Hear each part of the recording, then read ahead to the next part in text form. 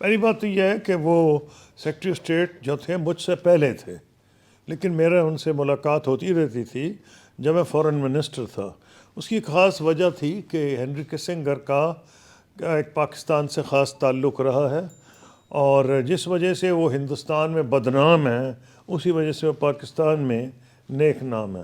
اور وہ تھا 1971 میں جب مشرقی پاکستان کا معاملہ تھا، تو اس وقت پاکستان کی خاص امریکہ کو ضرورت بھی تھی۔ پاکستان کے تعلقات امریکہ کے ساتھ بہت اچھے تھے اور چین کے ساتھ بھی بہت اچھے تھے، اور چین اور روس کے اور امریکہ اور روس کے تعلقات وہ اچھے نہیں تھے۔ تو ایک ایفرٹ تھی، اسٹریٹجک ایفرٹ بائی یہ کسنگر اور نکسن، کہ جو تعلقات ہیں چین سے بہتر کیے جائیں، کہ چین اور امریکہ مل کے روس پہ دباؤ ڈالیں اور روس کا ایک لحاظ سے انٹرنیشنل ریلیشن میں ان کو کارنر کیا جائے۔ تو اس میں پاکستان کا اس لیے کلیدی رول تھا کہ واحد ملک تھا جس کے دونوں ممالک کے ساتھ بہت اچھے تعلقات تھے، اور جنرل یحییٰ خان یہاں کے تھے صدر، اور کسنگر کو ویسے بھی ہندوستان کی لیڈرشپ پسند نہیں تھی، اور نہ پسند تھی پریزیڈنٹ نکسن کو۔ ان کے جو پرائیویٹ کامنٹس تھے کو اچھے نہیں تھے، میں ریپیٹ نہیں کرنا چاہتا، انڈین لیڈرشپ اور مسز گاندھی کے بارے میں، اور پاکستانیوں کے بارے میں بہت اچھے تھے کہ بڑے کھلے لوگ ہیں، صاف بات کرتے ہیں، اس قسم کی بات وہ کرتے تھے۔ اور اس سے پہلے جو وائس پریزیڈنٹ تھے نکسن، پاکستان کا انہوں نے دورہ کیا تھا، اس وقت بھی ہندوستان سے نالاں تھے اور پاکستان سے خوش تھے، اور انہوں نے ایک حد تک یہ کہا تھا کہ میں اس ملک کے لیے سب کچھ کر سکتا ہوں۔ ایک پرانی بات میں کر رہا ہوں۔ تو یہ اس بیک گراؤنڈ سے جب میں فورن منسٹر بنا، وہ تو بہت پہلے کسنگر صاحب پہلے نیشنل سیکورٹی ایڈوائزر اور سیکرٹری آف اسٹیٹ تھے، تو میرا ان سے اچھا خاصا، جب میں 2-3 مرتبہ گیا ہوں تو ان سے ملاقات کی۔ وہ کمیونسٹ ڈکٹیٹرشپس میں اسپیشلائز کرتے تھے، اور انہوں نے جب چائنا کے اوپر تو انہوں نے میرا خیال ہے ماؤ زے تونگ سے لے کے پریزیڈنٹ جی تک ہر بندے سے ان کے تعلقات رہے ہیں، اور جب امریکہ اور چین کے تعلقات اچھے بھی نہیں تھے اس وقت بھی وہ وہاں گئے، اور ان کو ان لوگوں نے ریسیو کیا ہے جو کہ امریکن لیڈرز کو ریسیو نہیں کر رہے تھے۔ مثلاً جو ڈیفنس کے سیکرٹری تھے چائنا کے منسٹر کے ڈیفنس، لی شانگ فو شاید نام تھا، وہ انہوں نے ملنے سے انکار کر دیا تھا امریکن سیکرٹری آف ڈیفنس کو۔ اس کی وجوہات یہ تھیں کہ ان کو ان پہ سینکشنز کی ہوئی تھیں امریکہ نے۔ لیکن میں کسنگر کو بتا رہا ہوں کہ میں نے کہا امبیسڈر کو ان سے میٹنگ کراؤ، تو میرا خیال تھا کوئی لنچ ونچ ڈنر ہوگا۔ ان کا جی ان کا تو یہ شیڈیول بزی ہوتا ہے، تو وہ بریک فاسٹ کریں گے آپ کے ساتھ ہوٹل میں آ کے۔ میں نے کہا ٹھیک ہے۔ ان کا اب میں بھول گیا ہوں 6 یا صبح 7 بجے، اب مجھے یہ نہیں یاد رہا، صبح 6 بجے اور صبح 7 بجے بریک فاسٹ کریں گے۔ میں نے کہا کس مصیبت میں پڑ گئے میں، تو اور میری میٹنگ تھی واشنگٹن میں، یہ کیا چکر پڑ گیا ہوں میں۔ اینی وے جو بھی ٹائم تھا 6 یا 7، ان کو میں نے ریسیو کیا بریک فاسٹ پہ۔ ایک تو میں کبھی یہ بھولا ہی نہیں کہ میں نے پھر آئندہ انہیں کبھی بریک فاسٹ پہ نہیں بلایا۔ میں نے ایمبیسڈر کو کہا کہ ان کو جا کے ملائیں، بہتر ہے بجائے ان کو دعوت دینے کے۔ تو ان کی جو بیسکلی جو پوزیشن تھی وہ امریکن نیشنل انٹرسٹ کو پروموٹ ہر کاسٹ پہ کرتے تھے۔ ان کو ایک وہ ریئلسٹ اسکول ہے انٹرنیشنل ریلیشنز کا، اس کو ریپرزینٹ کرتے تھے، اور ریئلسٹ جو ہیں وہ پریزیڈنٹ ولسن کی طرح آئیڈیلسٹ نہیں ہیں۔ فرسٹ ورلڈ وار کے بعد پریزیڈنٹ ولسن ایک آئیڈیلسٹ تھے، اور ان کی بڑی خواہش تھی کہ دنیا کو سر نو ترتیب کیا جائے، اور لیگ آف نیشنز بنی۔ خیر وہ دوسری بات ہے کہ ان کی جو اپنی جو سینٹ تھی اس نے شاید اس کو ریٹیفائی نہیں کیا، تو ان کا رول جو حالانکہ خواہشات ان کی بڑی تھیں۔ یہ جو بالکل اپوزٹ تھے پریزیڈنٹ ولسن کے، یہ ایک ریئلسٹ تھے۔ لیکن آئرنی کی یہ بات ہے کہ جب ان کی سب سے زیادہ بدنامی جو ہوئی وہ ویٹنام وار میں ہوئی، اور ویٹنام وار میں لوگ ان کو اس لیے بھی کرٹیسائز کرتے ہیں کہ انہوں نے جنگ کا پھیلاؤ کیا کمبوڈیا تک۔ تو جو مخالفین ہیں وہ کہتے ہیں کہ وہ ان نیسیسری تھا، اتنے لوگ اور وہاں مارے گئے کمبوڈیا میں۔ تو انہوں نے بہر صورت اس کو اس لیے جسٹیفائی کیا کہ جی اس کی وجہ سے ویٹنام کی جو گورنمنٹ تھی یا کمیونسٹ لیڈرشپ نارتھ ویٹنام کی، وہ کمپیل ہو گئی کہ وہ بات چیت کریں آ کے امریکہ سے. اور ان کو جو نوبیل پیس پرائز ملا ہے ستم ظریفی ہے، لیکن نوبیل پیس پرائز ان کو اور لو دوک تھو وہ تھے نارتھ ویٹنام کے نیگوشیٹرز. اور یہ پیرس میں حالانکہ بمباری زبردست امریکہ کر رہا تھا، اور ایک ہفتے میں ہیفونگ اور ہینوئی پہ اتنی بمبنگ ہوئی کہ اندازہ تھا کہ 5 ایٹم بم کے برابر بمبنگ تھی جو اس کی TNT ویلیو تھی. لیکن ان کی ہر ٹیوزڈے کو میجسٹک ہوٹل پیرس میں میٹنگز ہوتی تھیں، اس وقت بھی ہوئیں جب یہ زبردست قسم کی بمبنگ ہو رہی تھی. یہ دوسری بات ہے کہ لیو دوک تھو نے نوبیل پرائز لینے سے انکار کر دیا کہ ان کا کہ میرے ملک کے لیے ابھی امن نہیں آیا. تو کسنگر صاحب کے بارے میں یہی کہوں گا کہ ایک پاکستانیوں کو اس لیے سافٹ کارنر ہے کہ ان کا پاکستان کے لیے سافٹ کارنر تھا. اور پھر یہ ہے کہ جو ان کے کرٹکس ہیں مخالفین، وہی کہتے ہیں کہ بنگلہ دیش میں انہوں نے جو حالانکہ ہم سمجھتے ہیں کہ جو بھی ہوئیں دونوں طرف سے ہوئیں، بہاریوں کو وہاں قتل کیا گیا، جو بھی پاکستانیوں سے جو بھی غلطیاں ہوئیں اس نوعیت کی نہیں جس طرح کے کہا جا رہا ہے. مثلاً ایک بڑی کتاب آئی ہے، آئی تھنک ان کا نام ہے سرمیلا بوس، جنہوں نے کہا ہے کہ جو پاکستان آرمی پہ چارجز لگے ہیں وہ انڈین ہے، کوئی پاکستانی تو نہیں ہے نا. اور میرا خیال ہے وہ سبھاش چندر بوس کے خاندان کی ہیں. انہوں نے بھی کتاب لکھی اور انہوں نے کہا کہ اس نوعیت کی نہیں جو کہ بتایا گیا ہے کہ پاکستان آرمی کو جو ایکیوز کیا جاتا ہے. لیکن ہم بات کریں کسنگر صاحب کی، تو کسنگر کا یہ ہے کہ ان کے ایک کنٹروورشل فگر ہے، دنیا میں ان کے سپورٹر بھی بڑے اور مخالفین بھی. نہیں وہ انڈین سپریم کورٹ جو مرضی کا ہے، انٹرنیشنل اوبلیگیشنز ہیں.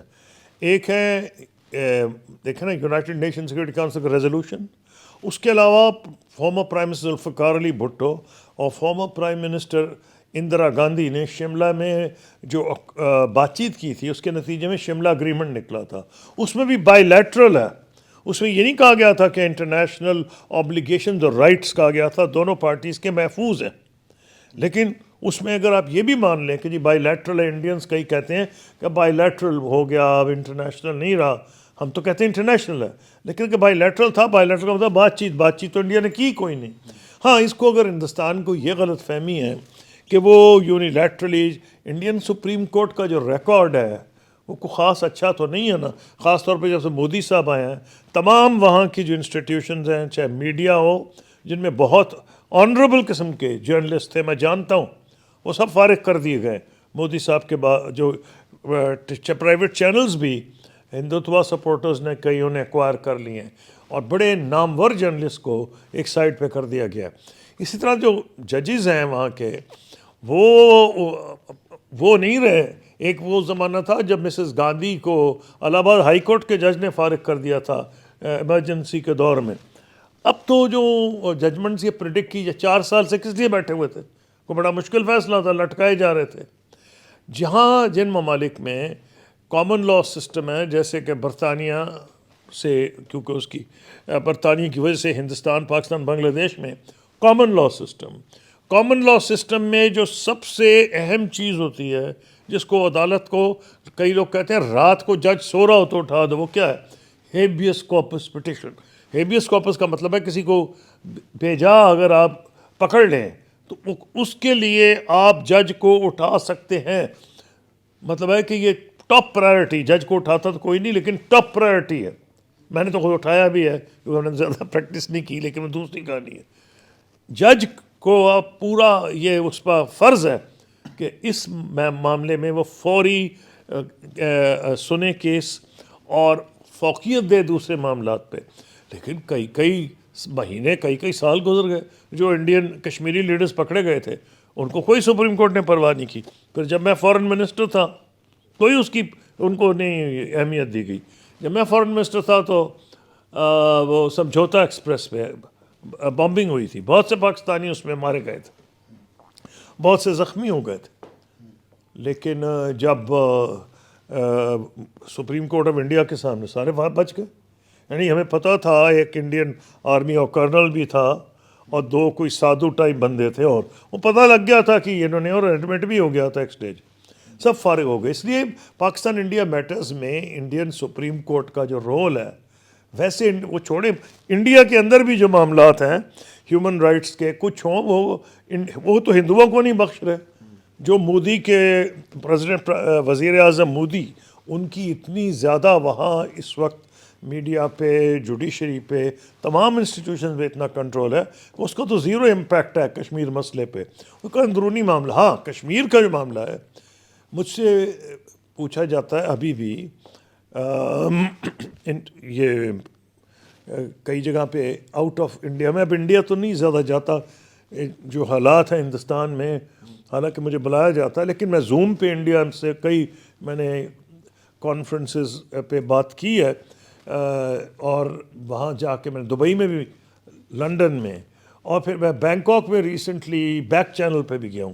تو انڈین جو مجھے یہ کہتے ہیں کہ جی مودی صاحب نے یہ کر دیا، مودی صاحب نے وہ کر دیا، مسئلہ ختم ہو گیا. تو میں نے کہا نہ مودی صاحب کے کہنے سے ختم ہوگا، نہ ہمارے کہنے سے ختم ہوگا. یہ مسئلہ ہے کشمیریوں کا. جس دن کشمیری آپ کے تسلط کو دل سے مان لیں گے تو پاکستان جو مرضی چاہے اس کی، حالانکہ ہمارا یونائٹڈ نیشنز میں پورا ہمارے رائٹس، انٹرنیشنل رائٹس ہیں، اور انڈیا کی آبلیگیشنز ہے، اس کا دونوں ملکوں کی رائٹس اور آبلیگیشنز ہیں، لیکن کشمیر کا مسئلہ زندہ رہے گا.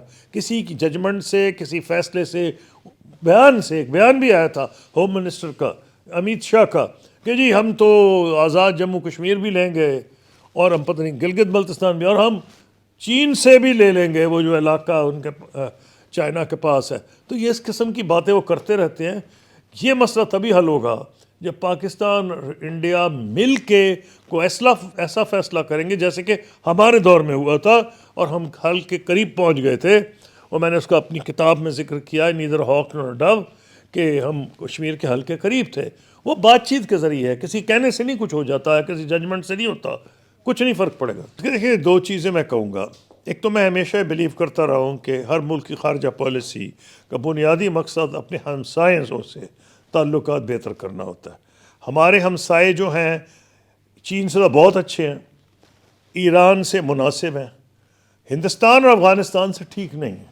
یہ پاکستان کے مفاد میں ہے کہ ٹھیک ہو. اب سوال یہ ہے کہ اب آپ کے ملک پہ حملے ہو رہے ہیں، اور یہ اس کے تمام کڑیاں مل رہی ہیں کہ طالبان کے کنٹرولڈ افغانستان میں، تحریک طالبان، اس قسم کے جو پاکستان دشمن عناصر ہیں بیٹھے ہوئے، اور ان کو کچھ کہا نہیں جا رہا. اگر let's say Afghan Taliban government کا کوئی رول نہیں ہے، میں یہ کہتا ہوں، لیکن ان کو اگر آپ اجازت نہیں دیں گے، اور آپ اجازت دیں گے جو مرضی کرتے رہیں، یہ تو پھر نئی چیز ہوگی نا. تو میں یہ سمجھتا ہوں یہ تو بالکل پاکستان کا رائٹ ہے کہ اس پہ سخت پروٹیسٹ کرے اور ایکشن لے، لیکن ایک اس کا اور اسپیکٹ بھی ہے. میں سمجھتا ہوں جو پیکج کیا ہے ہم نے پالیسی کو، اگر مجھ سے کوئی مشورہ کرتا تو میں ان کو کہتا یہ بالکل ٹھیک ہے. اب کسی ملک کو یہ رائٹ نہیں کہ دہشت گرد ہمارے ملک میں بھیج دے.